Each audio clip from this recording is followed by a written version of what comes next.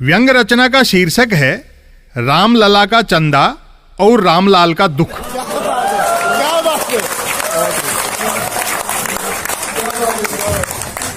मोदी सरकार का अर्थशास्त्र भी गजब है।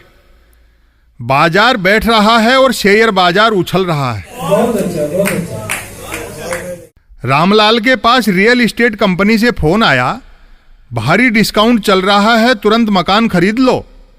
रामलाल ने हाथ जोड़े, जी जिसमें रह रहा हूं वही बच जाए तो बहुत है।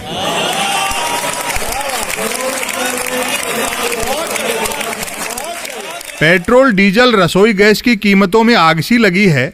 ऊपर से सरकार रोज रोज कीमतें बढ़ा बढ़ाकर इस आग में और पेट्रोल डीजल छिड़क रही है। संभव है जल्द ही वाहनों में पेट्रोल डीजल ड्रॉप से डाला जाए और रसोई गैस चूल्हे तक वैसे ही पहुंचाई जाए जैसे फेफड़ों के मरीज को ऑक्सीजन दी जाती है। जो हो, महंगाई और भक्तों के कुतर्क टॉप गियर में है। मैंने एक व्यक्ति पूजक से शिकायत की, मोदी जी के 2014 से पहले के भाषण सुनो। पेट्रोल डीजल रसोई गैस पर रुपया 8 आना बढ़ने पर कैसे आपे से बाहर हो जाते थे। चुनाव जीतने के लिए तो अक्सर सभी झूठ बोलते हैं, लेकिन मोदी जी पहले नेता हैं जो चुनाव जीतने के बाद भी झूठ बोलते हैं।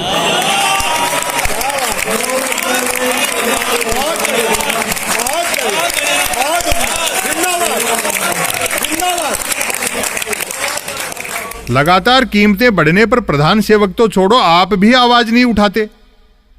उसने कुतर्क मारा, हमने पेट्रोल डीजल रसोई गैस के लिए थोड़े ही वोट दिया था।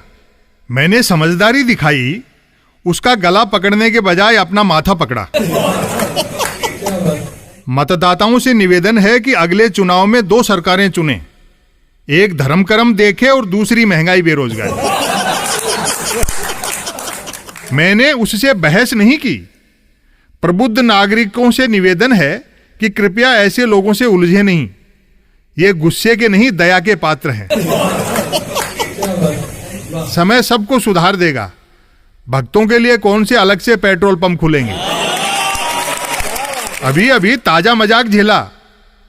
पेट्रोल डीजल रसोई गैस की कीमतों की बढ़ोतरी के लिए मोदी जी ने पुरानी सरकारों को जिम्मेदार ठहरा दिया। साथ ही कहा कि उनकी सरकार ऊर्जा के वैकल्पिक संसाधनों पर जोर कम शोर ज्यादा से काम कर रही है, जिसमें शायद नया स्वदेशी सूरज बनाना भी शामिल है।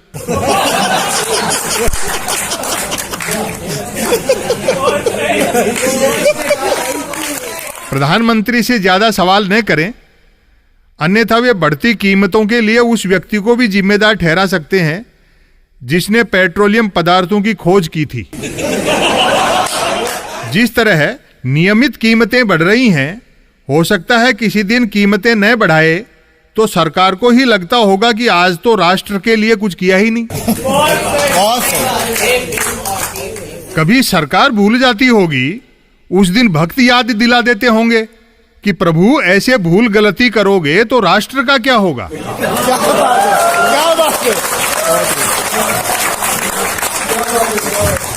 रामलला के लिए चंदा देते हुए रामलाल भी सोच रहा होगा कि जिस किसी ने ये कहावत कही होगी, जाही विधि राखे राम ताही विधि रहिए, वह इंसान अपनी सरकार से कितना निराश रहा होगा।